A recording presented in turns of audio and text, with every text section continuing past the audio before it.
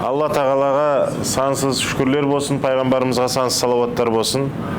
Ассаламу алейкум. Қалайсыздар, жақсыздар ма? Құлшылықтар қалай болып жатыр? Бірінші келген кісілер енді ерекше жасайды ғой құлшылықты. Алла қабыл етсін. Құрметті қажылар, біз қалалардың анасы болған қасиетті Мекке қаласында жүрміз. Өзіміздің қай жерде жүргенімізді есімізден шығармайық. Шахрулла бұл Алла тағаланың қаласы.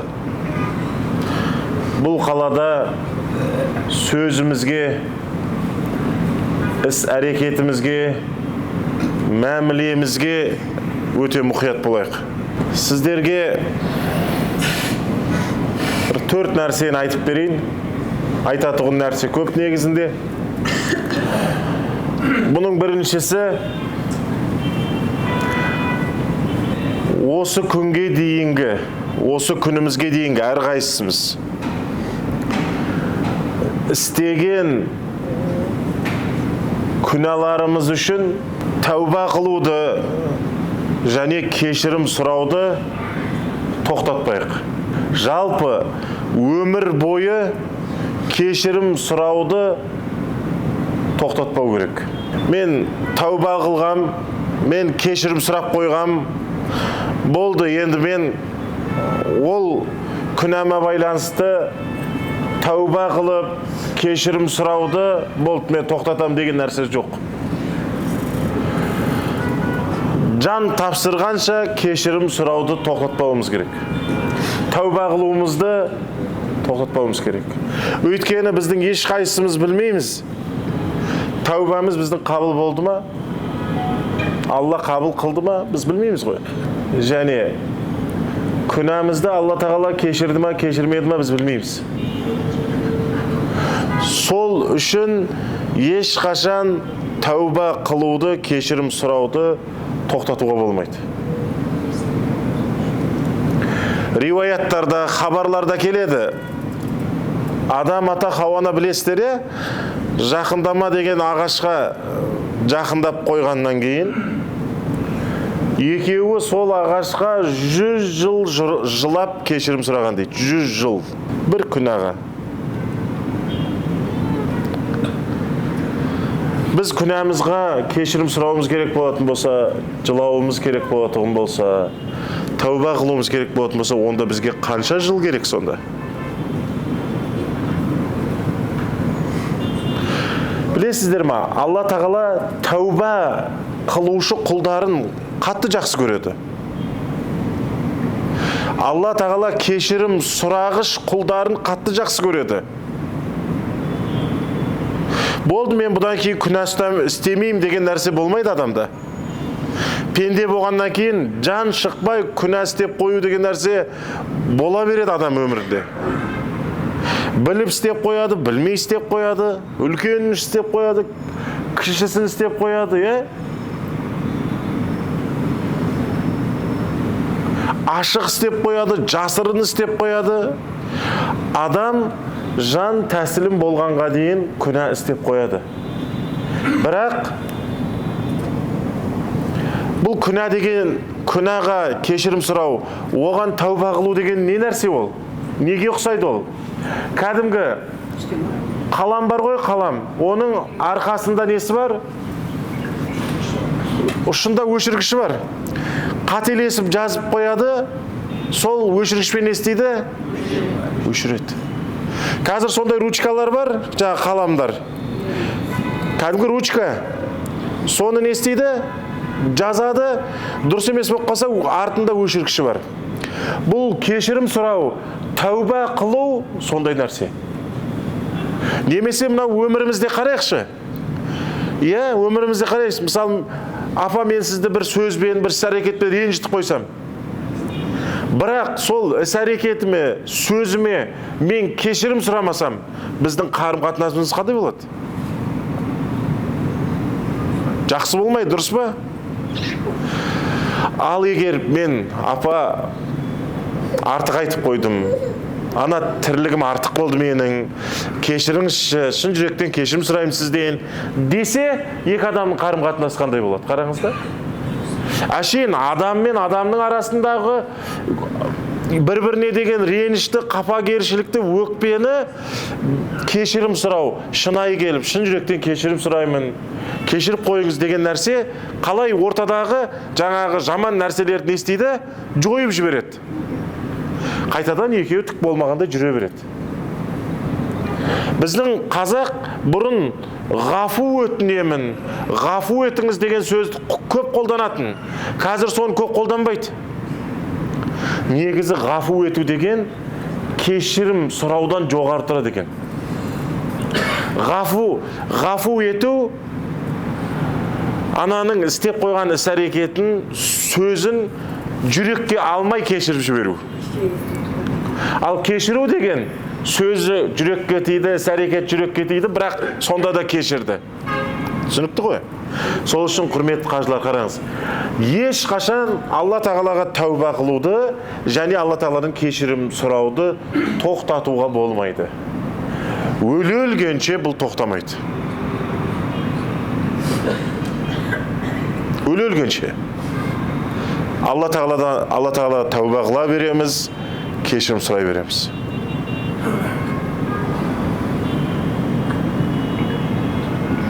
Түсінікті ғой? Құрметті қажылар, екінші нәрсе не?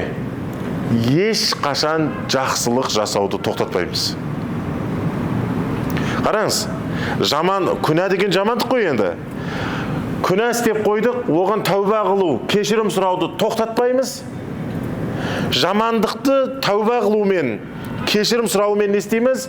Бағана қаламмен қателесіп жазып, өшіргішімен өшірген сияқты, ручкамен қателесіп жазып, ручка немен өшіріп тастаған сияқты өшіргішімен.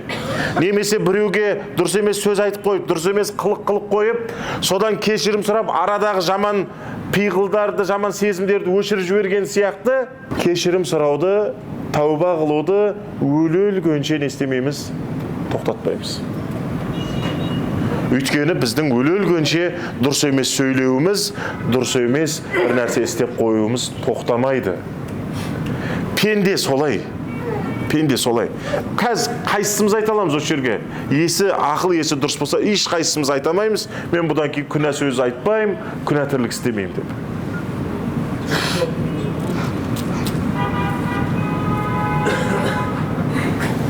Алла Тағала Құран кәрімде Аллаху юхиббул мутатахирина, Аллаху юхиббу тауабина деп осылай аяттар келтіреді. Қараңыз, сол мутатахирин, тазалық қылушыларды жақсы көреді. Жаңа таза дәрет алады, ғұсыл алады, таяммум алады, киімін тазалайды деген дейді. Соны Алла жақсы көреді. Қараңыз, біздің осы жақта ғұсыл аламыз, дәрет аламыз, осы амалдарымызды Алла Тағала жақсы көреді екен. Екіншісі, сомен қатар келген жаңағы тәуабин деген, тәуба қылушылар жақсы көреді дейді. Сол үшін ешқашан тәуба қылуды, кешірім сұрауды не істемейміз? Тоқтатпаймыз. Әр қайсымыздың күнәміз жетеді.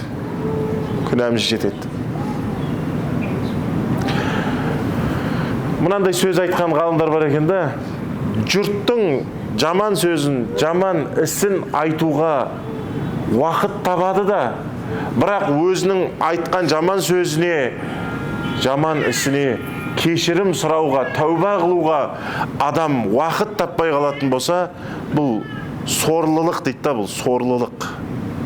Өзіңнің сөзіңе, күнәңе тәуба қылып, кешірім сұрауға уақыт бөлмейсің да, бірақ жұрттың сөзін, жұрттың тірлігін айтып жүресің да, қараңыз.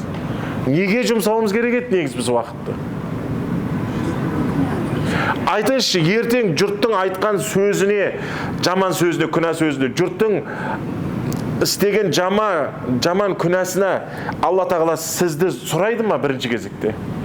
Оның өзін сұрайды. Есеп қисапқа оның өзін тартады бірінші. Ал бізді ше, бізді ең бірінші өзіміздің сөзімізге байланысты, ісімізге байланысты есеп қисапқа тартады. Біріншісі тәуба, кешірім сұрауды ешқашан тоқтатпаймыз. Екіншісі жақсылық жасауды ешқашан тоқтатпаймыз. Жақсы сөз сөйлеуді тоқтатпаймыз. Жақсы іс-әрекет жасауды ешқашан тоқтатпаймыз. Тоқтатпау керек. Өйткені біз күнә сөзбен күнә ісімізді түгелдей тоқтатамай жатырмыз өмірімізде. Онда неге біз жақсы сөз, жақсы тірлік қылуды тоқтатуымыз керек?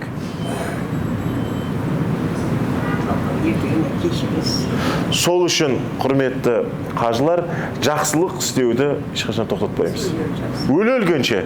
Қараңыз, біз қазір жақсылық істесек, жақсы сөз сөйлесек, соның қарымтасы ретінде не береді? Алла сауап береді ғой. Ең көп сауап алуға болатын жерде жүрміз қазір. Бір жақсы сөзіңізге 100 000 сауап, қараңыз. Бір жақсы ісіңізге 100 000 сауап.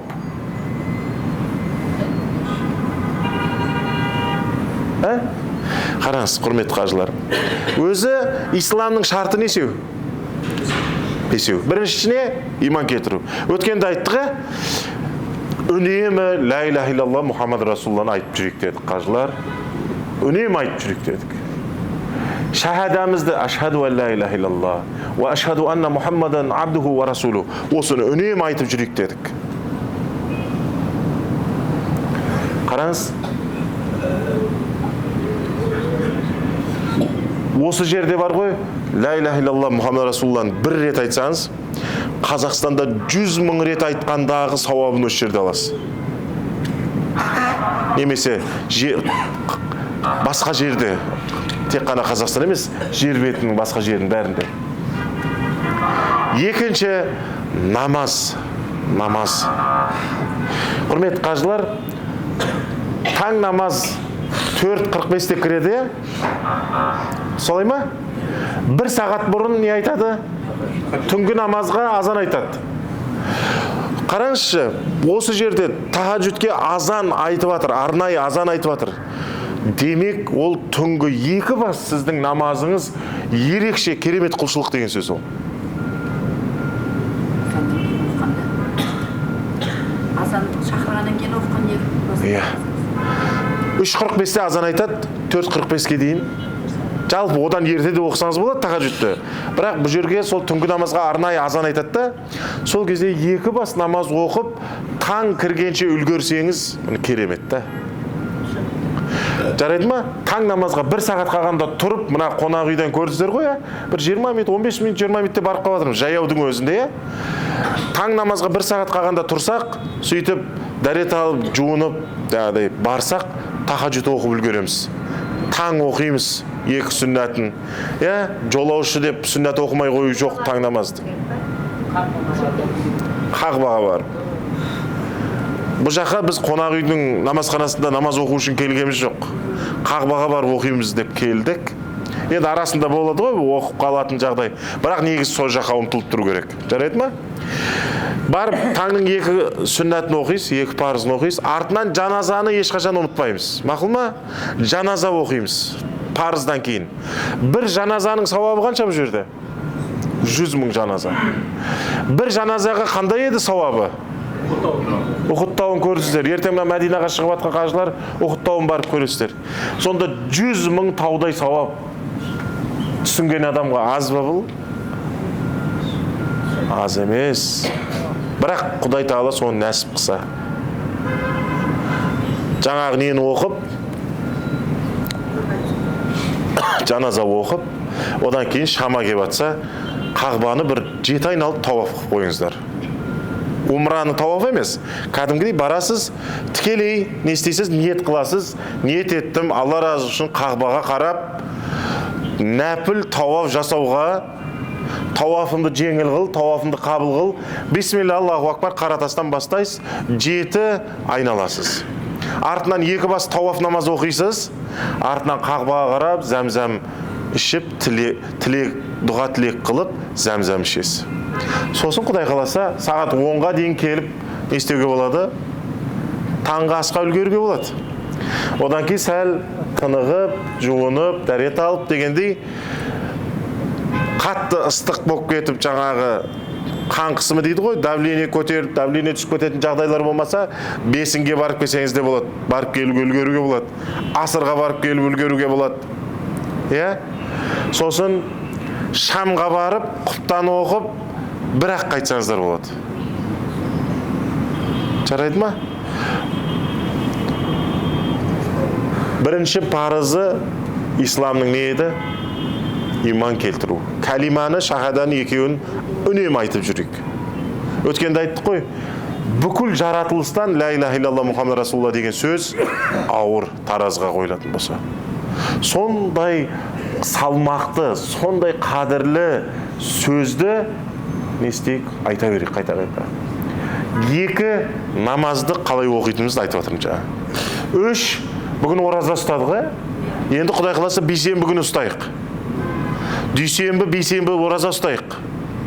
Қалған күндері енді ертең екінші күн, одан кейін күндері ұстайым деген кісілер ұстаңыздар, бисмилля. Бірақ дүйсенбі, бейсенбі ұстайық. Дұрыс па? Бір күнге 100 мың күннің оразасын сауабы. Ұмтылу керек қой. Ұмтылу керек. Бағана айттығы, тәуба, кешірім сұрауды өмір бойы тоқтатпаймыз. Екіншісі, жақсылық, былай айтқанда сауап істі өмір бақи тоқтатпау керек. Істей беру керек. Болды, маған осы жетеді демеу керек ешқашан. Егер мына сауап болды, жетеді мен осы жәннатқа кіріп кететін сияқтымы деген сияқты ешкім үйтіп ойланбайды негізі. Дұрыс па? Сауапты тоқтатпайық. Ораза, дүйсенбі, бейсенбі. Иншалла енді бейсенбі күні ұстайық. Жарай ма? Оны да қалай деп ұстаймыз дедік? Қаза ораза дедік, Бүгін қаза ораза деп ниет қылдыңыздар ма? Қаза ораза деп ұстайық. Жарайды ма? Өйткені оразаға байланысты есеп қисап болады. Сауабы бұл жерде 100 мың күн болғаннан кейін соған үміт қылып ұстайық қаза деп. Үшінші, өткенде айттық. Садақа беру. Садақа беру. Оны айттық. Егер Қазақстанда мұқтаждарыңыз болса, Каспиймен Қазақстанға салып жіберіңіздер. Қазір өзі сауап істеймін деген адамға өте мүмкіншілік көп. Қазақстанға салып жіберіңіздер Каспиймен. Жарайды ғой, садақа беріп жүрейік. Зекет бермейміз енді, бірақ садақа берейік. Кеше енді атын айтпайын, бір арамызда бір қажекең өзінің бір қарызданып қалған бауырының ұстаз дейді, қарызын жауып жіберсем бола ма дейді. Не деген амал бұл, Не деген амал бұл? Садақа беріп жүрейік. Каспиймен Қазақстанға алса, осы жерде берем десеңіздер де болады, өздеріңіз білесіздер енді. Бірақ мұқтаждарыңыз болса, Қазақстанға таниды кісілер болса, салып жіберсеңіздер, жүда жақсы болады. Төртіншісі умра. Міне умрада жүрміз. Умрада жүрміз. Ертең Құдай қаласа, бәдәл умра жасаймыз. Айша анамыздың мешітіне барып иқрамға кіреміз, Қағбаға барып тауап жасаймыз. Сафа Мәруан арасында 7 рет жүреміз. Тура шаш қысқартып, немесе шаш алдырып, умра жасаймыз.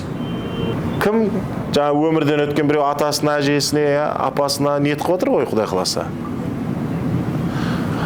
Қабыл болсын. Біреулер келеді да, үйтіп умра жасау дұрыс емес деп кетеді да.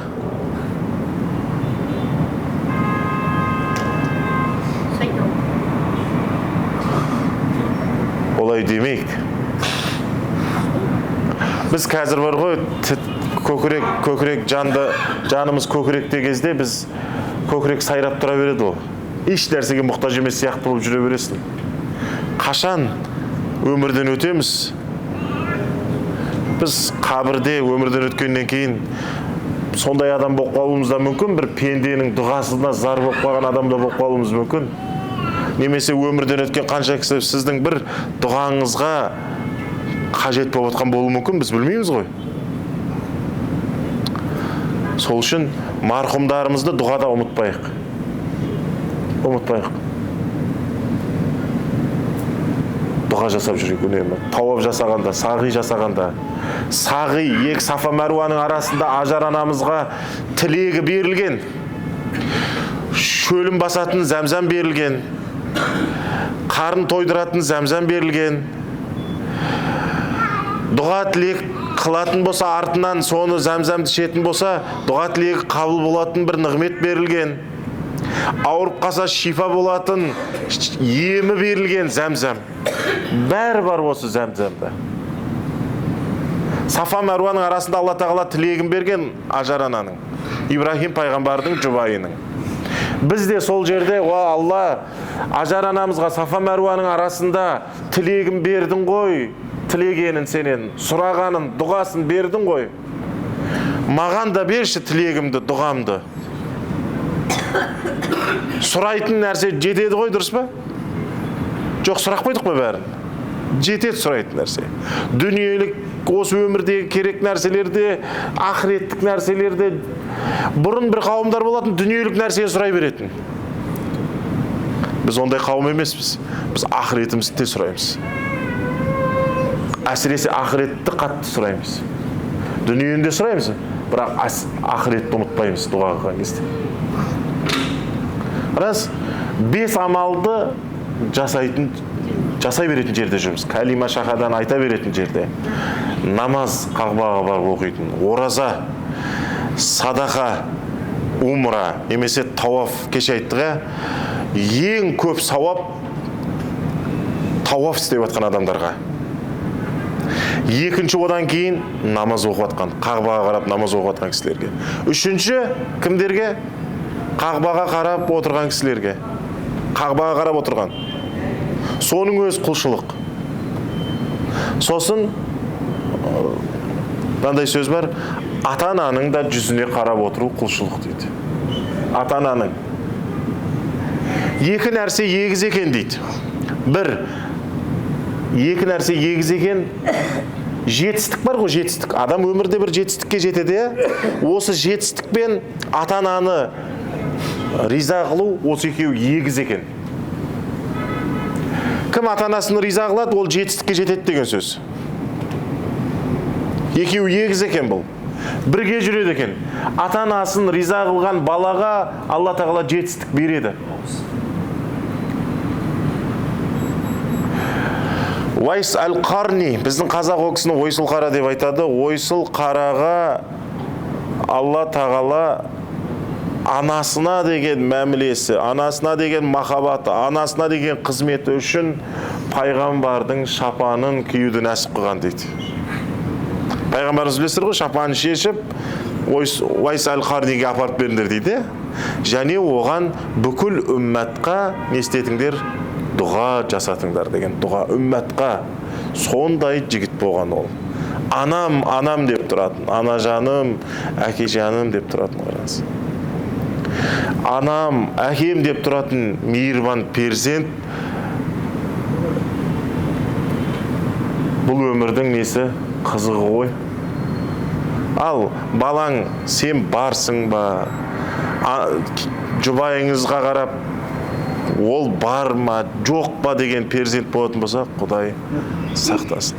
Перзенттерімізді мейірбандарынан қылсын, ата-анасына. Құрметті қажылар, бір нені тоқтатпаймыз дедік?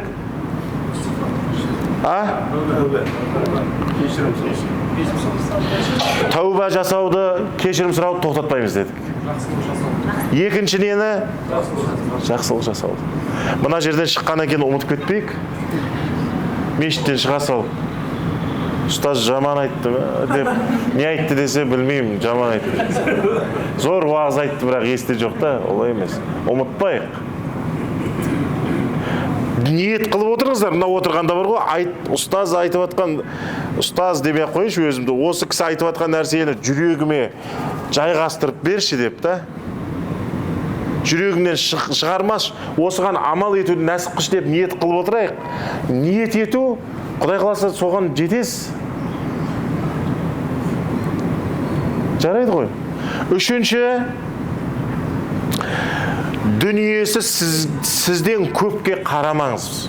Өмір бақи қарамаңыз. Жаңа айттық, нені тоқтатпаймыз? Кешірім, тәубаны тоқтатпаймыз. Екінші, жақсылық жасау, сауап амал тоқтатпаймыз. Үшінші, нені тоқтатпаймыз?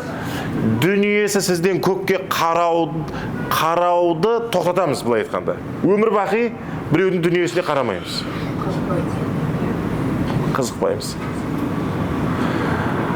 Пайғамбарымыз айтты ғой бір сахаба, ең бай болғысы келді, соған не деді? Ең көп шүкіршіл бол, және ең көп қанағатшыл болды. Сенен асқан бай болмайды деді. Бізде не жетпей жатыр? Қазір дейді, бәрі бар дейді. Бірақ бір нәрсе жетіспейді дейді. Қанағат жетіспейді дейді. Қанағат жоқ.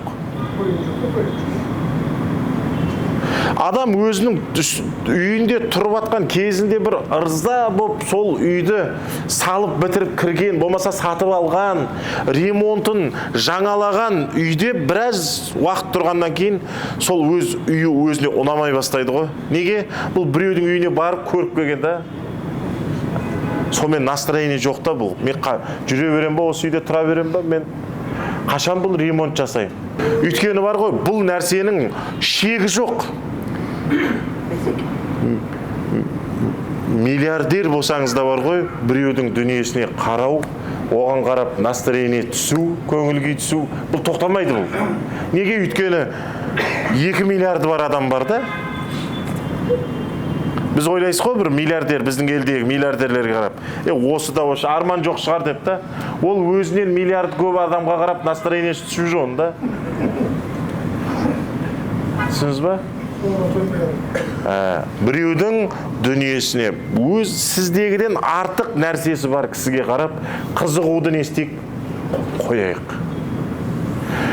Төртіншісі, біреудің білімі, істеп атқан амалы сіздікінен мықты болса, соған қарайық. Соған қызықса болады. Біреудің дүниесіне қызықпаймыз, екінші біреудің істеп атқан жақсы ісіне, сауап ісіне, сол нәрсесіне қарап, біз де соған ұмтылуды не істемейміз, өмір бақи тоқтатпаймыз. Біреу жақсылық істеп атса, ниет қылыңыз, Алла, мен де осындай жақсылық қылайыншы деп. Сосын бірақ соған мынандай дұға қылу тоқтатпайық. Бәрәкалла деп қояйық. Бірақ ауыз сөз. Қазақ оны бәрекелді деп қояды да, бәрәкалла. Саған Алла соны берекелі қылсын. Берекесін берсін саған. Десеңіз, Алла тағала соны сізге нәсіп қылады. Ал егер бүйтіп, ішіңіз бүріліп, ішіңіз өтіп, көре алмай, іштарлық қылып, сөйтетін болсаңыз, Құдай тағала оны сізге нәсіп қылмайды. Шайтан адам атаға бәрәкалла деп тұрып құрметін жасамағанда, періштенің бәрі жасады. Бір риуаяттарда былай келер. Періштелер сәжде жасады ғой, құрмет сәждесіне, содан бас көтерген кезде шайтанды көрді дейді, құрмет қылмаған. Содан кейін періштелер тағы бір рет сәжде қылды дейді ғой. Бір сондай риуаяттар бар да, неге біз әр ракағатта 2 сәжде қыламыз дегенде, періштелер солай қылды дейді ғой. Я Рабби, біз тағы да құрмет қыламыз деп айтты. Сен бізге айтсаң болды, біз құрмет қыламыз. Илля иблис дейді. Тек қана иблис құрмет қылмады дейді, қараңыз. Біреуге сізден артықшылық бірдеңе берілсе, не істейік? Бәрәкалла дейік. Бәрекелді дейік. Бәрекелді. Осы пиғылды Құдайдан сұрайық осы. Ол да оңай емес негізінде де. Нәпсің бар ғой, нәпсі деген. Нәпсі көре алмайды, ол іштар. Неғып ода болады да, менде неғып болмайды деп тұрады нәпсі. Біз бірақ не істейік? Не жеңейік нәпсімізді. Біреудегі бір нәрсеге, ішімізден бір жаман сезімдер кетіп жатса, күресіп, бәрекелді дейік. Бәрекелді. Алла берекесін берсін осыны саған. Дейік. Сол кезде Құдай тағала соны бізге де не істейді? Нәсіп қылады. Ал егер іштарлық қылсаң, көре алмаушылық қылсаң, Құдай саған не істемей қояды? Нәсіп қылмайды оны. Амал жасағанда, сауап жасағанда, жақсылық істегенде қабыл болмай қалама деген уайым ешқашан бізден кетпесін. Бұлай өз-өзімізге сенімді болмайық, қабыл болды демейік. Өйткені ондай сезімнен аулақ болайық. Ол қабыл болды ма, болмады ма? Кім біледі? Бір Алла біледі. Ешкім мен қабыл болды дей алмайды, дұрыс па? қабыл болмай қалама деген уайымды ешқашан ұмытпайық. Екінші, рия қоспайық. Рия деген не? Біреу көрсін. Түх, мынау не деген уағыз айтады мынау. Мына намаз оқу деген не деген намаз оқу мынау. Не деген ораза ұстайды мынау. Не деген бәдәл умра жасайды мынау. Мынау не деген садақа беріп қояды деп жұрт көріп мені айтсын деген ниет болмау керек. Өткенде айттық қой, Абдул-Қадир Жайланидің сөзіне, ісіңде, амалыңда, сөзіңде Алла разылығы деген ниет болмаса, босқа шаршамай-ақ қой дейді. Босқа шаршама. Босқа шаршама. Өйткені ол Алла разылығы үшін деген ниет болмаған сөз, іс, ода сауап жоқ та. Сауап жоқ. Шаршап айтасың, шаршап істейсің, бірақ сауап жоқ. Неге? Сенің ниетің Алла разылығы үшін емес еді. Сен жұрт осындай десін деп ниетпен істеп едің. Риядан Құдай сақтасын, Бір, қабыл болмай қалама деген уайым кетпесін. Екі, рия болмасын. Үш, сол жақсы сөзді, жақсы амалды қорғап қалайық. Былай айтады, намаз біткеннен кейін басталады дейді. Намаздағы халді, сол жағдайды, келесі намазға дейін ұстап тұру деген оңай нәрсе емес. Екі, Рамазан біткеннен кейін басталады дейді. Келесі Рамазанға дейін сол Рамазандағы жағдайды, мықты, күшті иманды, соны ұстап қалу келесі Рамазанға дейін оңай емес. Үш, умра немесе қажылық біткеннен кейін басталады дейді. Келесі умраңа немесе нәсіп болмай қалуы мүмкін, келесі умра, немесе келесі қажылық. Ол да нәсіп болмай қалуы мүмкін.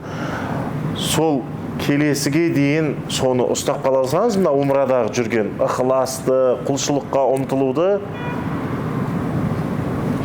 ол қиын. Сол үшін мына жақсылықты, жақсы сөзді қорғау керек оны. Ұстап қалу керек соны.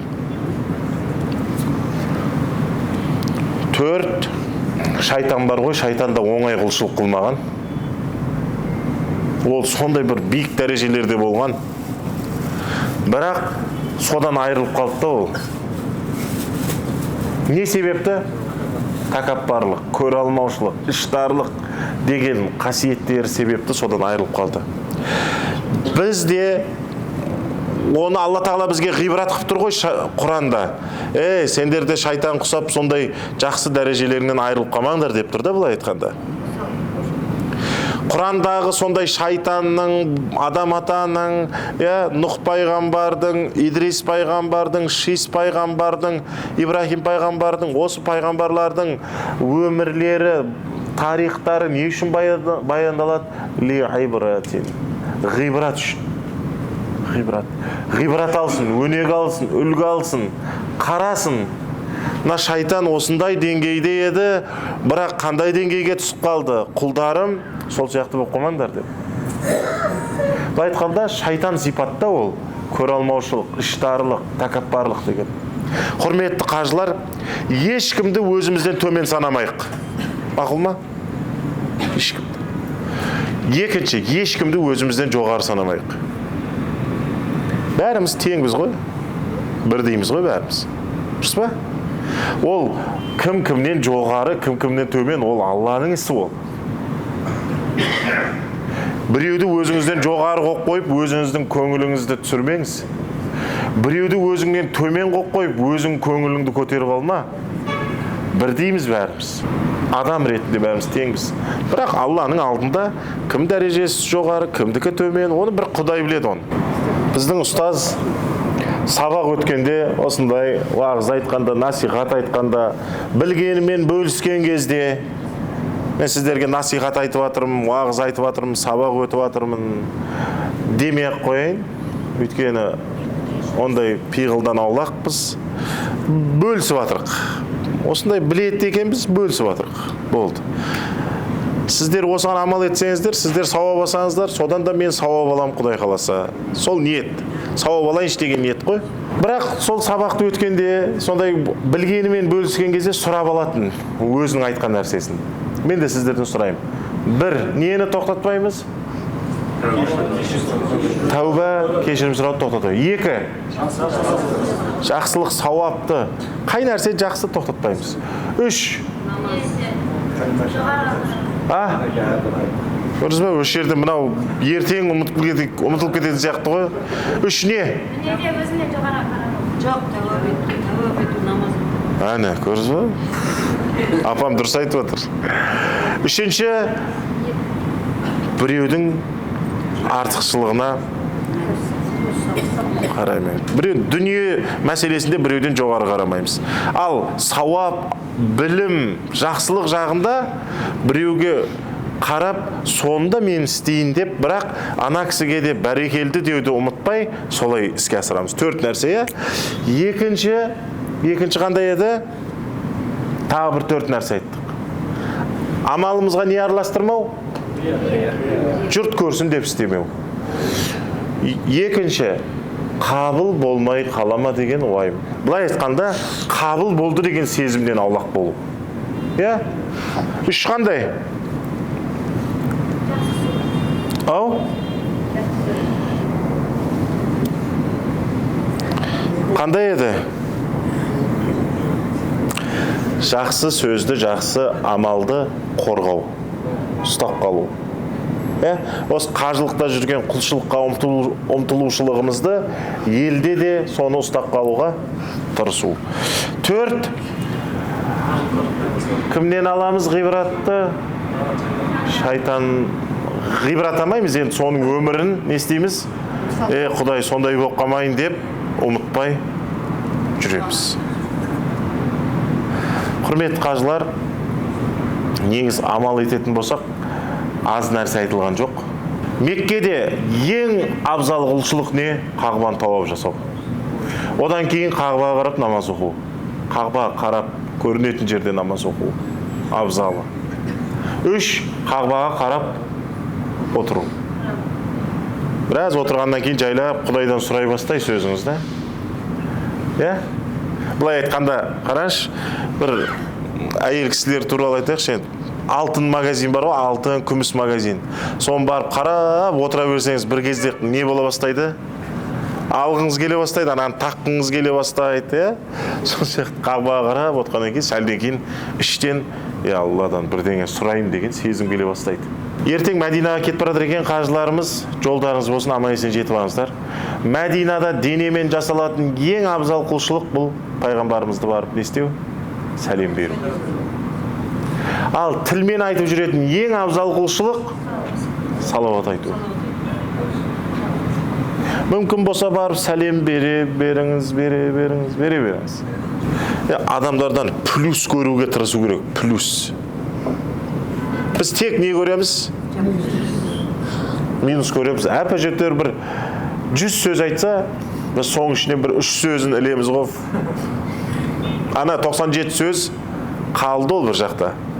Ананы айтты, мынаны айтты. 97 плюсті айтты ғой ол. 3 плюс минусты қоятыр бұл яқа. Минусы жоқ адам жоқ. Сөйлеген кезде минусы кемшілік жоқ адам жоқ. Бірдеңе істегенде кемшілік қылмайтын адам жоқ.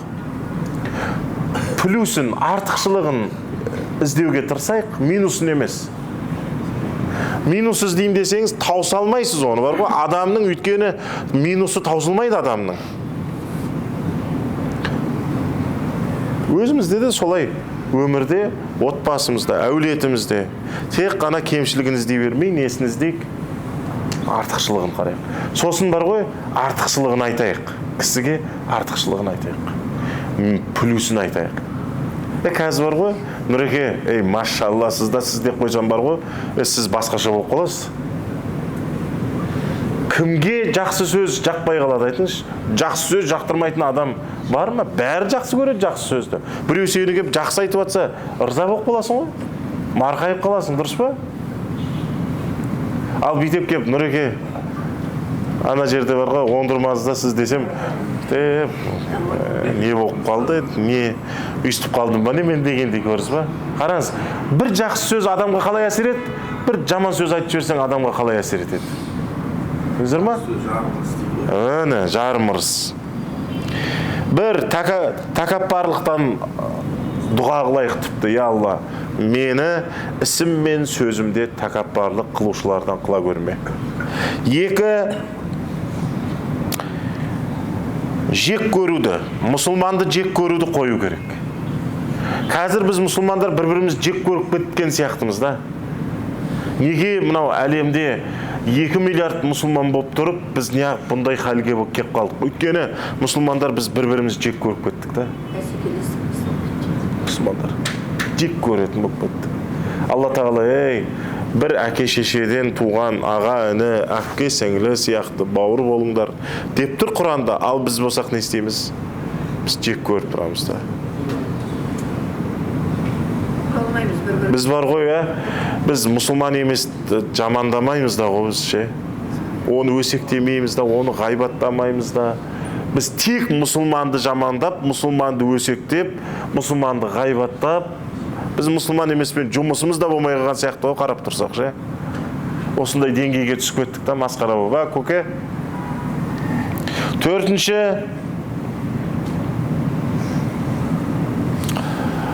мұсылманмен Алла тағала жақсы көргендей бауыр болу керек. Төртінші. Тырысу керек соған бәріміз. Өйткені біз бір-бірімізге бөтен емеспіз.